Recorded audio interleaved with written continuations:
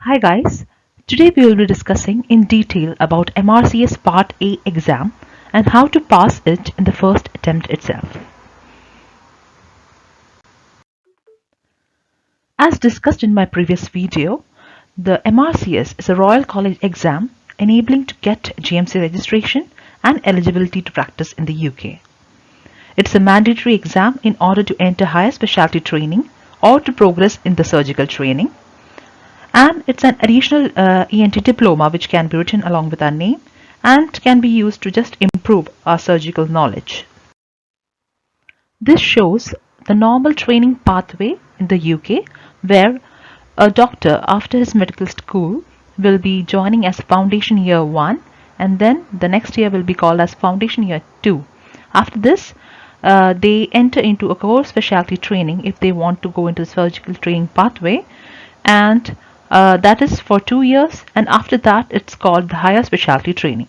So as I said before, the MRCS is a mandatory exam in order to enter the higher specialty training pathway in the UK, and it can be done anytime from Foundation Year 1 to core surgical training time in the UK. The exam is conducted by 4 Royal Colleges, namely the England, Edinburgh, Glasgow and Ireland. Coming to the exam pattern, it's a 5-hour MCQ exam, of which the paper 1 is Applied Basic Sciences, which is for 3 hours, and it consists of 2 papers of 1.5 hours each with a short break in between. The paper 2 is Principles of General Surgery, which is for 2 hours. Coming to the paper 1, that is Applied Basic Sciences, here it will comprise of questions from anatomy, that is mainly surgical anatomy, 75 questions, physiology 45, pathology 35, pharmacology 8, microbiology 7, imaging 5, data interpretation and audit 3. So these are just an approximate number, and the number of questions actually varies from exam to exam. So this is just an approximate figure, and you have to understand that the paper 1 is mainly comprising of anatomy, physiology and pathology. Coming to the paper 2, which is Principles of General Surgery, here it will include common surgical conditions, both congenital and acquired, around 45 questions, perioperative management, around 35 questions, management of trauma patients, around 30 questions, and pediatric surgery, 7 questions, as well as medico-legal aspects, 3 questions. So, as I said before, the question numbers will vary from exam to exam, and this is just an approximate figure, and you have to refer to the syllabus in the Royal College site for confirmation. Coming back to the exam pattern, the exam can be either online or offline. It used to be offline before, but nowadays it's more of an online exam. The session that I attended was Jan 21 session, which was completely online. All the 4 colleges have the same paper for the exam, and usually there are 3 sittings, mainly in January, April and September. Maximum attempts is 6. The fee is usually £550. Now, who should give the exam? Anyone who is interested in surgical specialties, mainly general surgery, orthopedics or ENT, can give this exam. And the ones who are interested in surgical specialties like ophthalmology or OBG, they have different kind of exams. So mainly the ones who are focusing on general surgery, orthopedics or ENT should give this exam. When should you give the exam? The eligibility is primary medical qualification acceptable to GMC UK. That means once you complete your MBBS and you have your degree in hand, you are eligible to give this exam.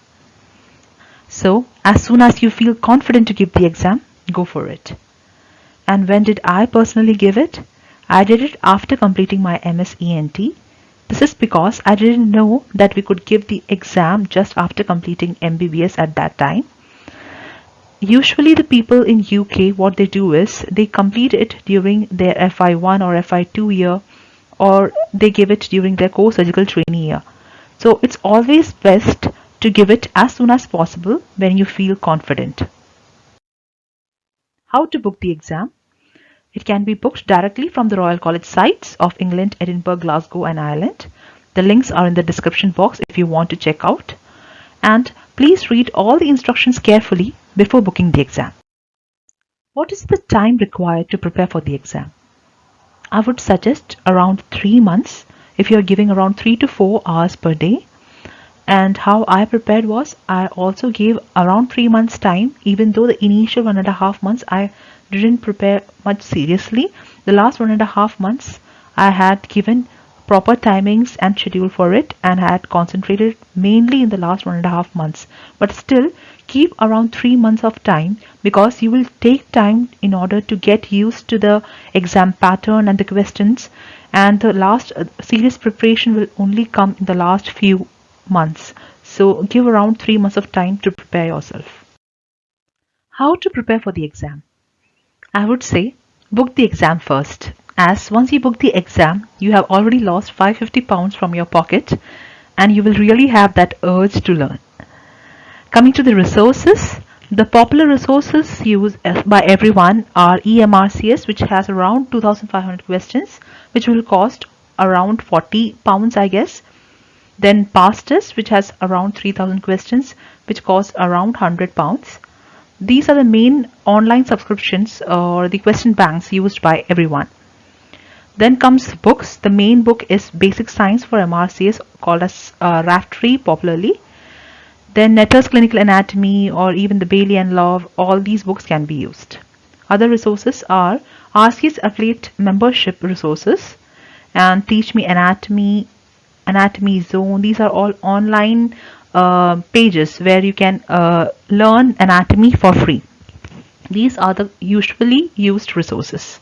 Then there are Telegram groups as well as Facebook groups which promote and discuss different questions regarding MRCS Part A.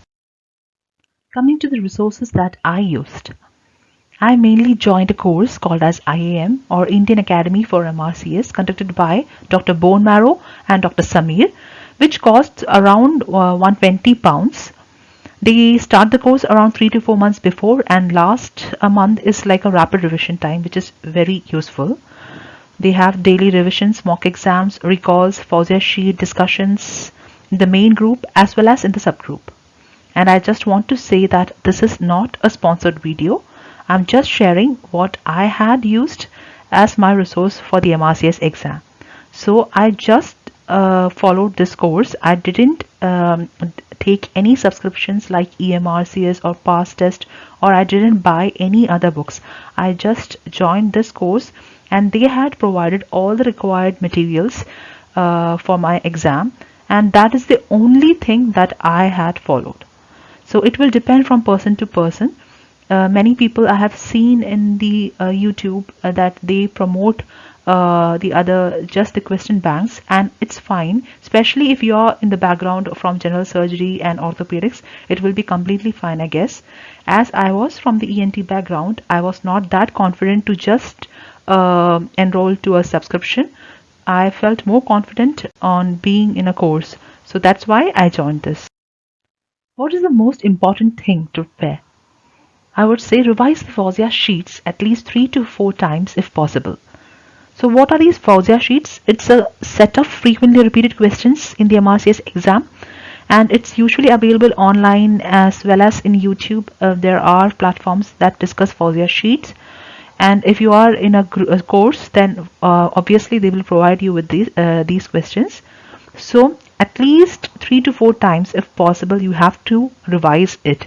In my exam there were many questions that were repeated from the Fausia sheet, so it's very important to prepare it before you go for the exam. Then revise the recalls of previous years that are also repeated.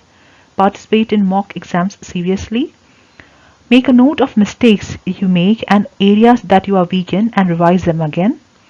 Discuss as much as possible, as it will be helpful to remember the answers better. So if you have a study partner or a study group or a Telegram group, anything, try to discuss as much as possible, especially on the questions that you make wrong. Make flashcards on the questions that you frequently get wrong and revise it again and again. So why did I choose a course for myself rather than sticking to the online materials available or the subscriptions available out there? That's because it's a group of people seriously working towards the same goal, and that helped me a lot. I can have a better assessment about my performance because they had regular exams and question discussion, so I can assess how I'm performing daily. And once I've already done the payment, so I have to just focus on the course because all the materials required were provided by them. I didn't have to go out and search for more and more materials because I felt that if I'm doing that alone, I would go and search for more and more materials, even if I have some in hand. So that problem was solved there. Then in the group, I can clarify my mistakes and doubts from more experienced people, especially because I was from an ENT background.